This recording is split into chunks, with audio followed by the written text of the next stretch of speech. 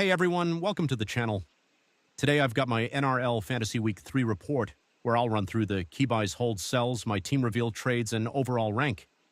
If you're chasing points early in the season or trying to build cash fast, this is the video for you. Let's start with the buys. First up, players you should already have. All of these guys are extremely important to get into your side if you don't own them yet. Players like Noah Martin, Hylam Lukey, Ryan Couchman, Lee Soddy, and Chester are still generating serious cash and should continue to do so for at least a few more weeks. Prioritize them if you're missing any.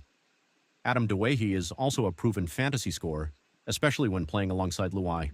He's averaged around the mid-60s in that combination and is very close to must-have status. Mooney and Suafal Logo are also high-priority targets. They're underpriced compared to what they're likely to average, and both are scoring extremely well. Now into the players to consider this week. These are long-term keeper options or borderline keepers.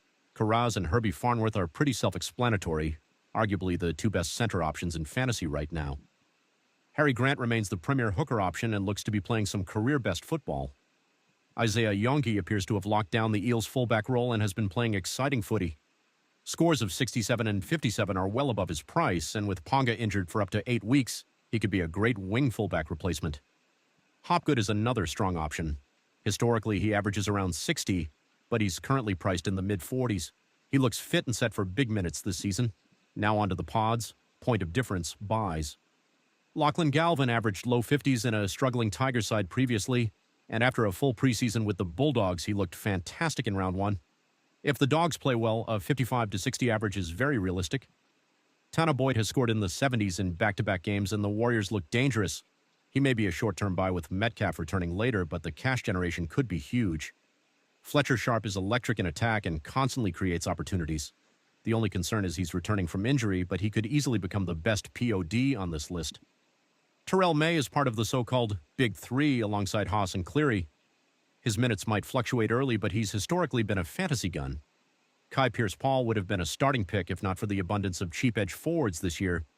He's a strong defender with attacking upside, and if the Tigers stay relatively injury-free, he could average 60+. Cameron Murray thrives in the faster COVID ball style of play. If his minutes stay above 70, he's a genuine end-of-season keeper.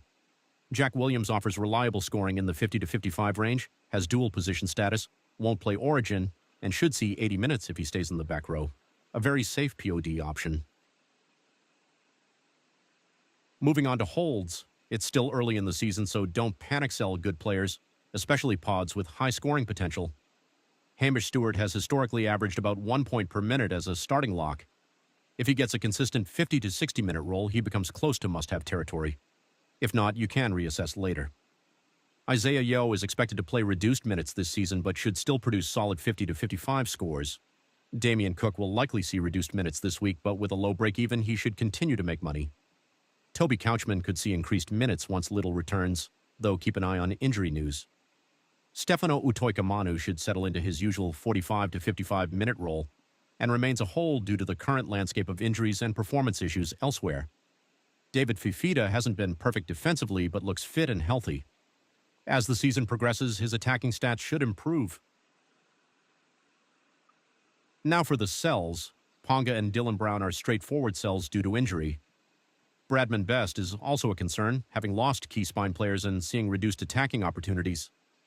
Tino, Drinkwater, Randall, and Luciano Leilua are underperforming relative to their price and role, making them reasonable sell candidates. Upgrading underperformers like Sedu 2 or Moses Leo to proven guns or must-have cheapies is also a solid move. Here's a quick look at my team for this week. I'll most likely captain Nathan Cleary again. He has an excellent record against the Roosters. My bench should stay mostly the same, although Stewart could potentially come in depending on team lists. Overall, I'm very happy with how the side is performing so far. For trades this week, Ponga and Brown are my obvious outs. I originally wanted both Karaz and Herbie, but fell just short on budget, so I've locked in Herbie. Getting him early feels great given his scoring potential. Yonge is another exciting pickup. Even scores in the high 40s would be excellent value given his price. I'm also considering Karaz instead of Herbie to save cash and target Harry Grant in the next few weeks. As for overall rank, I'm really happy with where things sit. If Ponga and Brown had played the full 80 minutes last week, I was on track for well over 1,100 points.